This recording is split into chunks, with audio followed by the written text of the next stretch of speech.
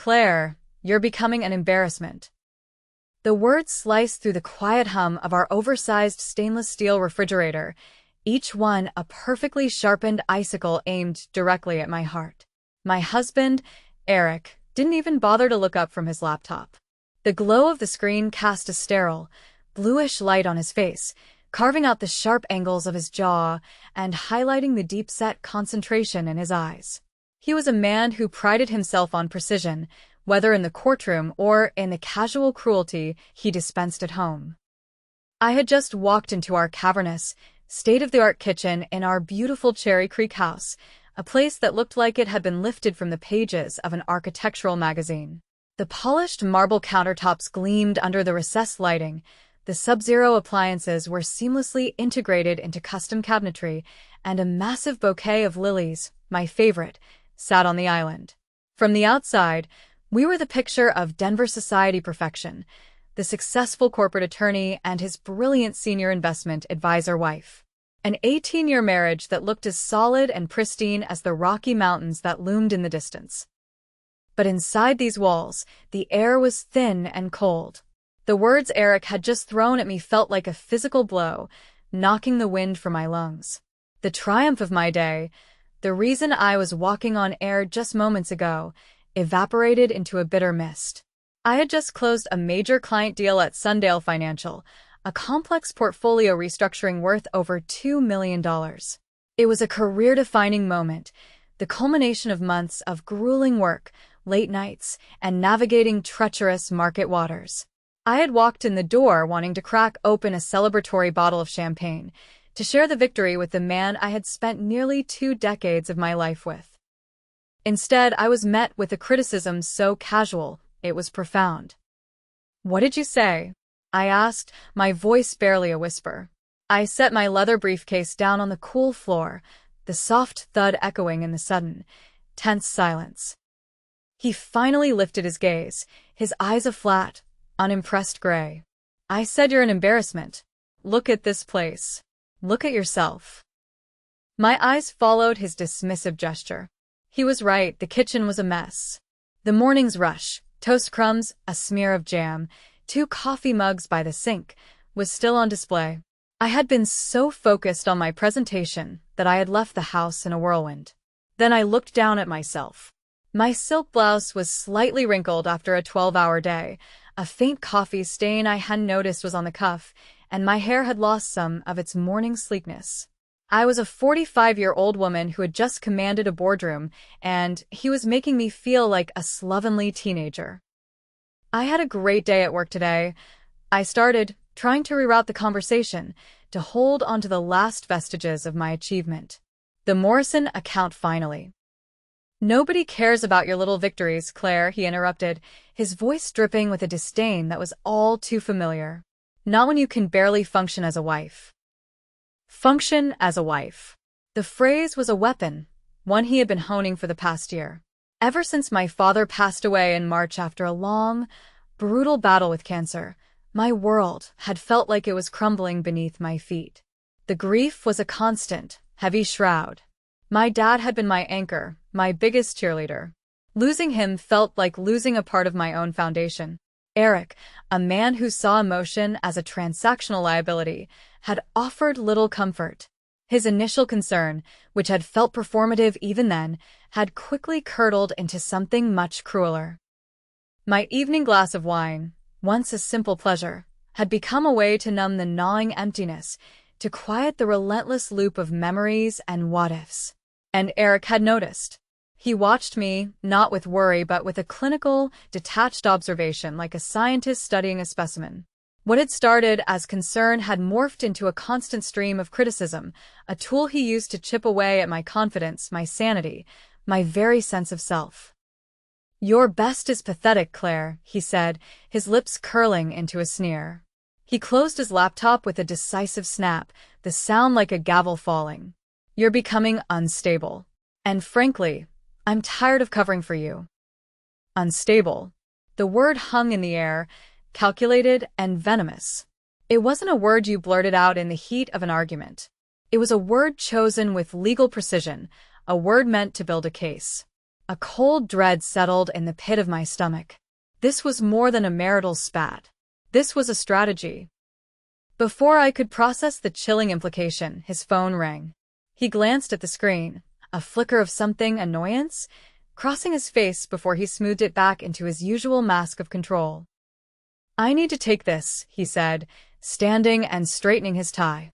He walked toward his home office, a sanctuary of mahogany and leather where I was rarely welcome. As he reached the doorway, he paused and looked back at me, his eyes cold and hard. "Try not to embarrass yourself further tonight." He disappeared down the hallway, his footsteps crisp and authoritative on the hardwood floors. I stood alone in the gleaming, silent kitchen, surrounded by the trappings of a perfect life that felt like an elaborate cage.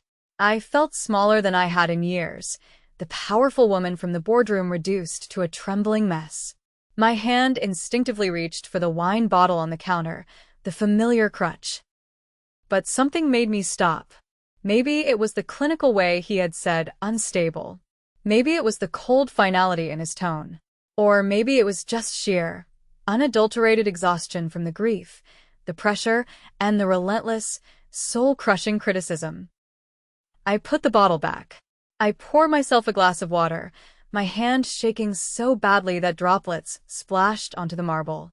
I didn't know it then, but that simple decision, water instead of wine, was the first step on a path that would change everything. It was the moment the victim began to disappear and the strategist began to emerge. The next morning, I woke up with a clearer head than I'd had in months. The usual fog of grief and low-grade hangover was absent, replaced by a sharp, cold clarity. Eric had already left for work, which was his norm. He was a man who lived by the billable hour, and our mornings were rarely shared. But as I made the bed, smoothing the duvet over his side, I noticed something out of place. He'd left his coffee mug on the nightstand, a small act of carelessness that was utterly out of character for him. I reached to grab it, intending to take it to the kitchen, when something small and black caught my eye. It was tucked behind the base of the heavy, modern lamp, almost perfectly concealed. My heart stopped. My breath caught in my throat. It was a voice recorder, no bigger than my thumb. A tiny red light blinked rhythmically, a malevolent, silent pulse. It was actively recording. I stared at the device for what felt like an eternity, but was probably only seconds. The silence of the house pressed in on me, suffocating. Why would Eric be recording me in our bedroom? Suddenly, every conversation we'd had recently took on a different, sinister meaning. Every time he'd goaded me into arguments, every time he'd accused me of being too emotional or irrational, every time he'd pushed me toward that wine bottle, it wasn't concern for my well-being. It was evidence gathering. My hands shook as I carefully examined the recorder, without moving it from its position. He was building a case against me. The word unstable echoed in my mind, no longer an insult but a legal term of art. He was a corporate attorney, but he knew divorce law. He was orchestrating my downfall. The realization that my husband was actively working to destroy me should have sent me into a spiral. It should have been the final blow that shattered my already fragile state. But instead, it lit a fire inside me, a cold, hard rage that I hadn't felt in months. For the first time since my father's death, I had clarity of purpose. Eric thought he was dealing with a broken woman who would crumble under pressure. He was about to learn just how wrong he was. I left the recorder exactly where it was and went downstairs to make breakfast, my mind racing. If Eric was secretly recording me, there had to be a reason. He was playing a long game, and I needed to understand the rules before I could figure out how to win. That evening, Eric came home with flowers, a bouquet of expensive, long-stemmed red roses. It was a gesture he hadn't made in months, and it was so transparent it was almost laughable. "I'm sorry about last night," he said, presenting them with a smile that didn't reach his eyes. His public persona was always flawless. "I know you're going through a rough time with your father's passing. Maybe we should talk to someone about getting you some help." There it was again, the carefully constructed narrative.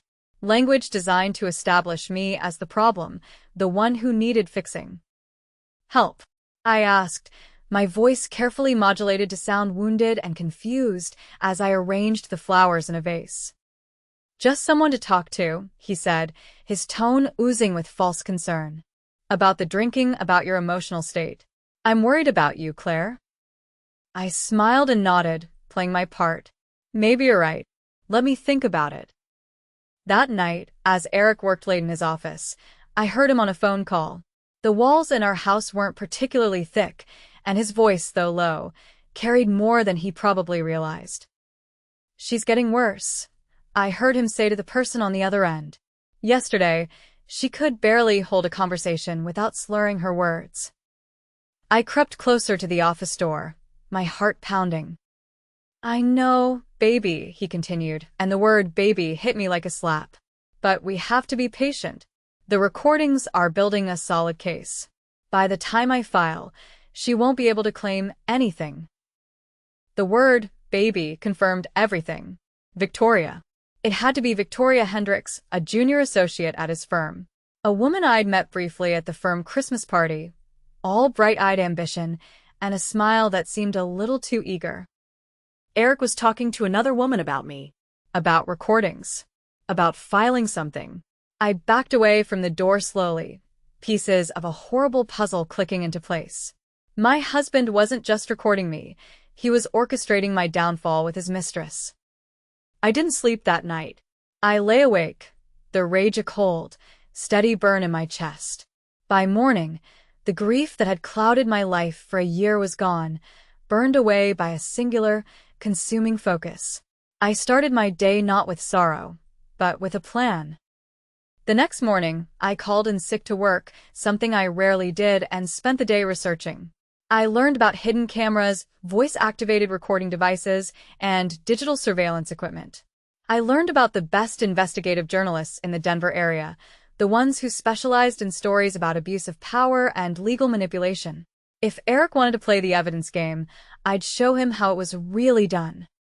My first stop was an electronics store in downtown Denver.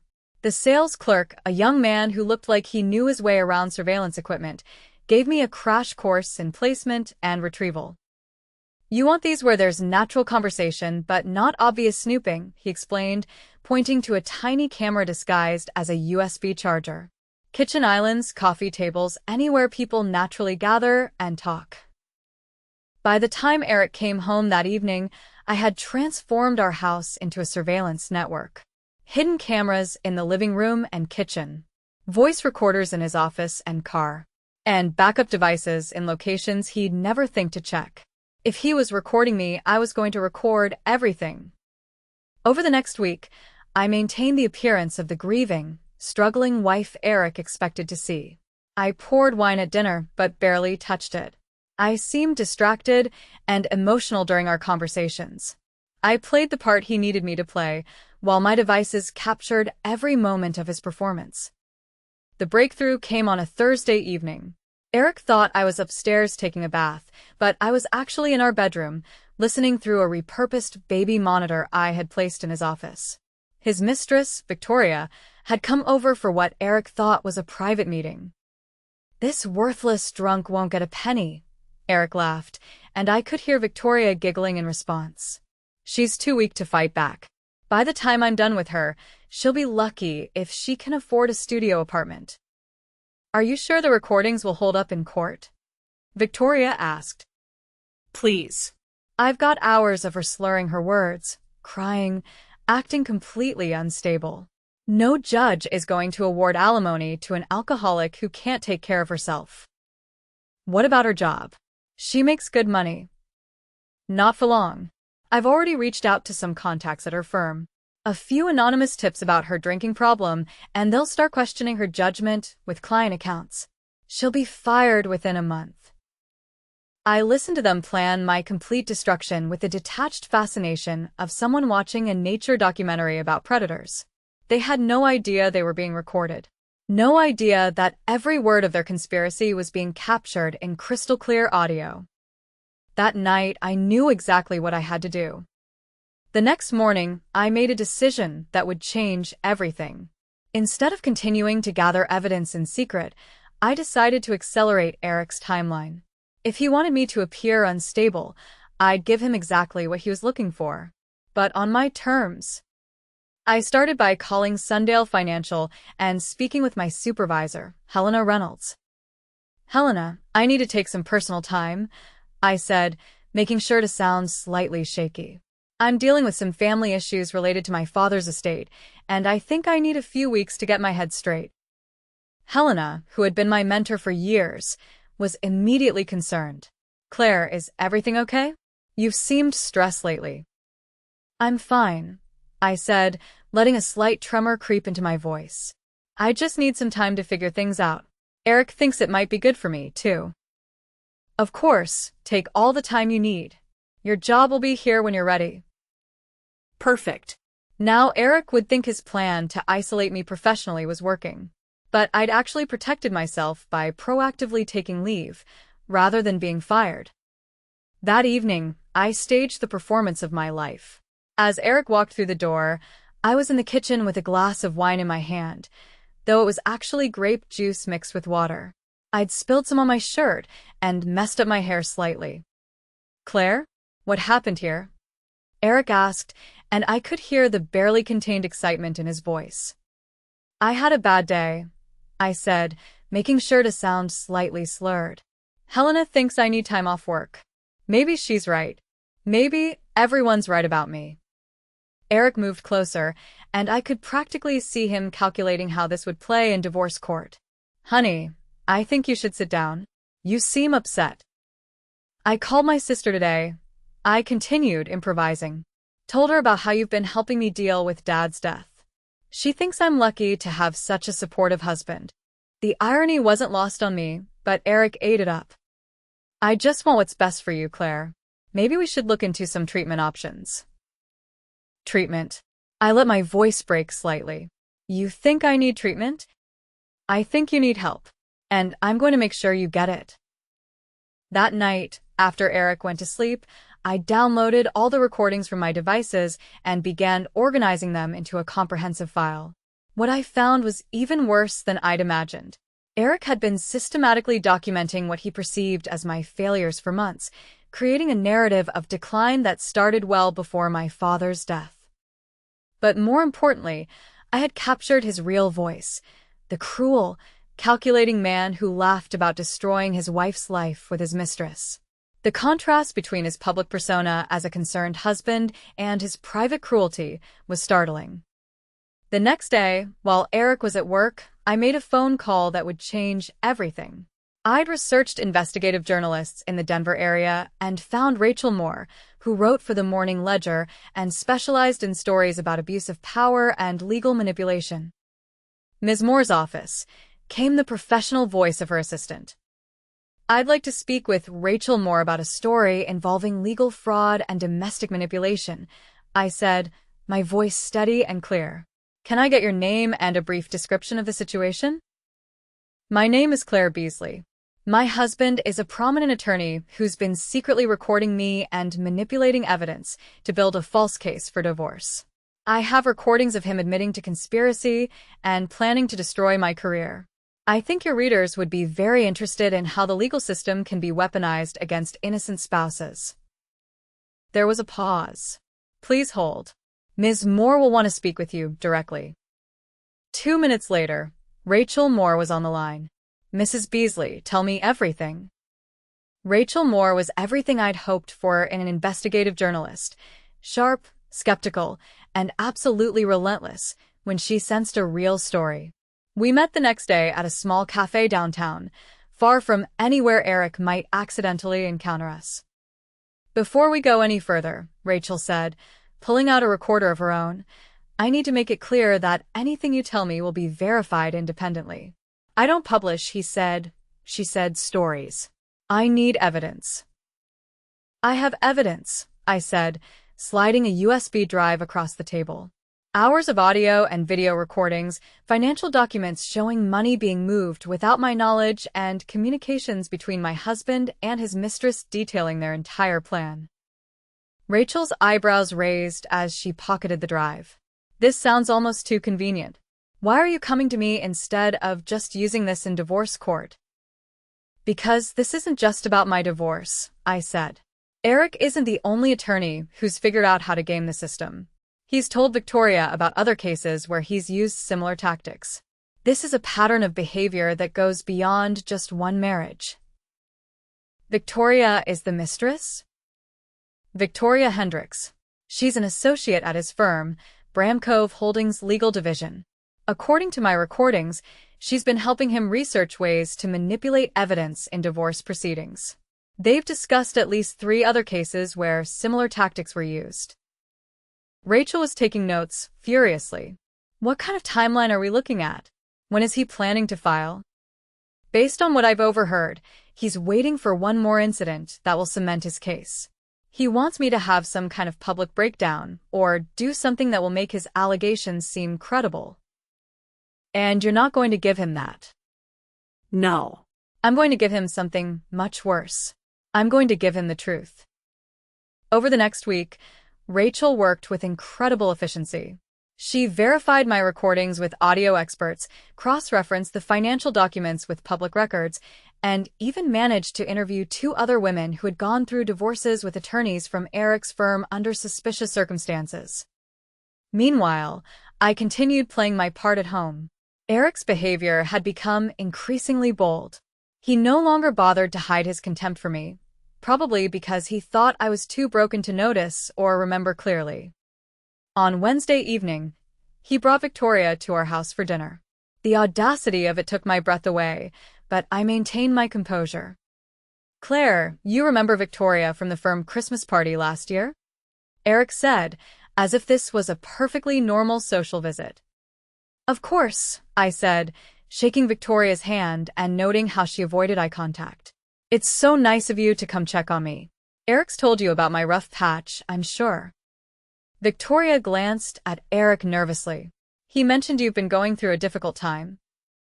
Oh, yes. "Very difficult. Sometimes I feel like my whole world is falling apart, and I don't even know why." I let my voice carry just the right amount of fragility.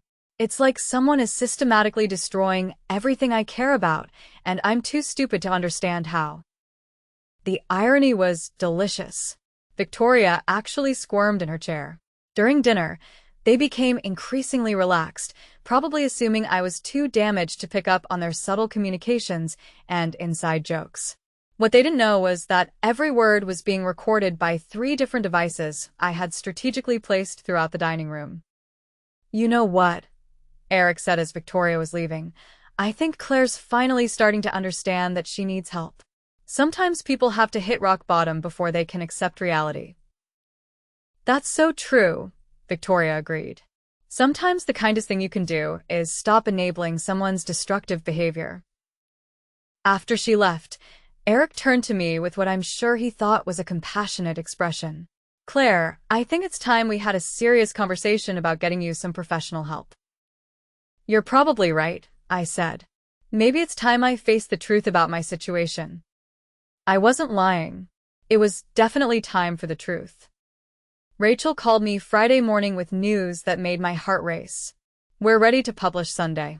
The editors have reviewed everything, our legal team has cleared it, and we've got enough corroboration to make this bulletproof." "Are you prepared for what comes next?" "What do you mean?" I asked, though I had a pretty good idea. "Once this story breaks, your life is going to change dramatically. Eric will know you've been investigating him, his firm will likely face scrutiny, and you'll be in the middle of a very public scandal. Are you ready for that level of attention?" I thought about the woman I'd been a month ago, grieving, isolated, questioning my own sanity as my husband systematically tore down my self-worth. Then I thought about the woman I was now, clear-headed, strategic, and absolutely done with being anyone's victim. "I'm ready," I said, "but I want to be prepared." What's the headline going to be? Local attorney caught on recording planning to frame wife as alcoholic in divorce scheme. We've got sidebar stories about the other cases and an editorial about legal ethics reform. This is going to be front page, above the fold. That weekend was surreal. Eric was in an unusually good mood, probably because he thought his plan was nearing completion. He even suggested we go out to dinner Saturday night, something we hadn't done in months. "You seem like you're feeling better," he said over dinner at an expensive restaurant downtown. "More like your old self." "I think I'm finally accepting reality," I said, which was probably the most honest thing I'd said to him in weeks. That's all anyone can ask for. Sometimes the people who love us see things we can't see about ourselves. The sincerity in his voice was almost impressive. If I hadn't heard the recordings of him laughing about destroying me, I might have actually believed he cared. Sunday morning arrived with unusual quiet. Eric was sleeping in, which was rare for him, and I was up early making coffee when my phone buzzed with a text from Rachel. "It's live. Check the Morning Ledger website." I opened my laptop, and there it was. My story, splashed across the front page of Denver's most widely read newspaper. The headline was even more damning than Rachel had described. Prominent attorney's secretly recorded wife planned false alcoholism claims in divorce conspiracy. The article was devastating.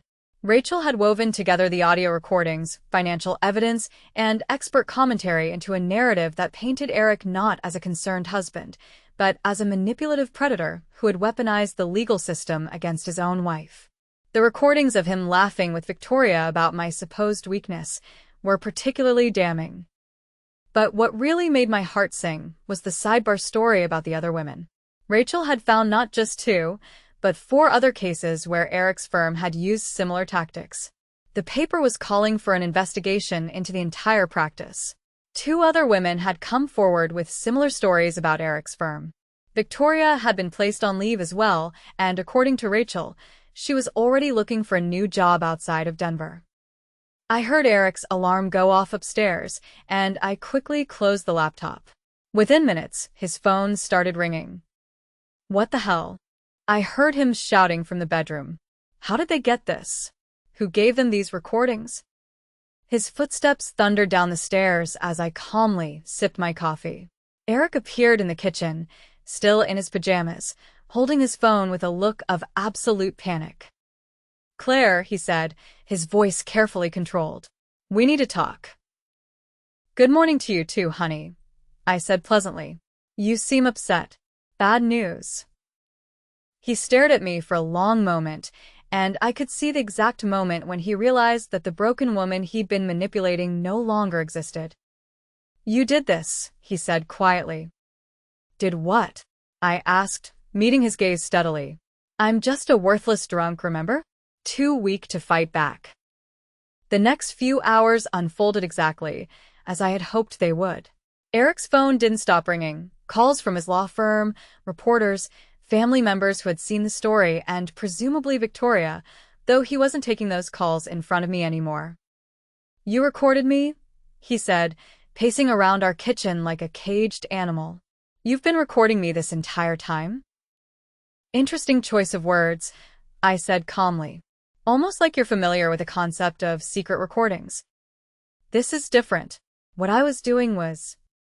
"Was what, Eric? Justified? Legal? Necessary?" I stood up and faced him directly. "You hid recording devices in our bedroom. You conspired with your mistress to destroy my career. You plan to take everything I've worked for and leave me with nothing. So please, explain to me how what I did was different." For the first time in months, Eric had no response. The man who had made his living crafting arguments and manipulating language was speechless. My phone rang, and I answered it without taking my eyes off Eric. "Hello, Mrs. Beasley? This is Jennifer Walsh from Channel 7 News. We'd like to interview you about the Morning Ledger story. Would you be available today?" "I'd be happy to tell my story," I said, loudly enough for Eric to hear. "Let me check my schedule and get back to you." As I hung up, Eric's face had gone completely white. "Claire, think about what you're doing. If this goes any further, it's going to destroy both of us." "You already destroyed us, Eric. I'm just making sure the truth comes out." His phone buzzed with a text, and I watched his face crumble as he read it. "My firm is placing me on administrative leave pending an investigation. he said quietly. That's unfortunate, I replied. I suppose they don't appreciate attorneys who commit fraud and conspiracy. Who would have thought? You don't understand what you've done. My career. Your career built on lies and manipulation? Yes, I think I understand perfectly. By Tuesday, the story had taken on a life of its own. The Colorado Bar Association announced they were opening an ethics investigation. I, meanwhile, had become something of a folk hero. My inbox was flooded with messages from women who had gone through similar experiences. Divorce attorneys were offering to represent me, and reporters were wanting to interview me about domestic manipulation and legal abuse. The irony wasn't lost on me that Eric's plan to isolate and destroy me had instead connected me with a community of people who understood exactly what I had been through. Wednesday afternoon, Eric came home to find me packing boxes in his office. "What are you doing?" he asked. "Packing your things. I filed for divorce this morning, and my attorney advised me to document all marital assets before you try to hide them." I held up a financial statement. "Speaking of which, I found the account where you've been transferring our joint savings. Very thorough of you to leave such a clear paper trail." "Claire, we can work this out. We don't need lawyers." "Actually, we do. See, unlike you, I'm going to do this the legal way. No secret recordings, no manipulation, no conspiracy. Just facts and evidence presented in open court." Eric sank into a chair, looking more defeated than I'd ever seen him. "What do you want?" "I want what I've always wanted, Eric. I want respect, I want honesty, and I want justice." I closed the box I was packing and looked at him directly. "The difference is, now I'm going to get all three." The man who had once called me too weak to fight back was finally learning just how strong I really was. 6 months later, as I sat in my new apartment overlooking downtown Denver, I reflected on the journey that had brought me here. The divorce had been finalized in my favor. Eric's legal career was effectively over, and I had returned to work at Sundale Financial with a promotion and the respect of my colleagues. My revenge hadn't been about destruction. It had been about truth. And truth had set me free in ways I never could have imagined.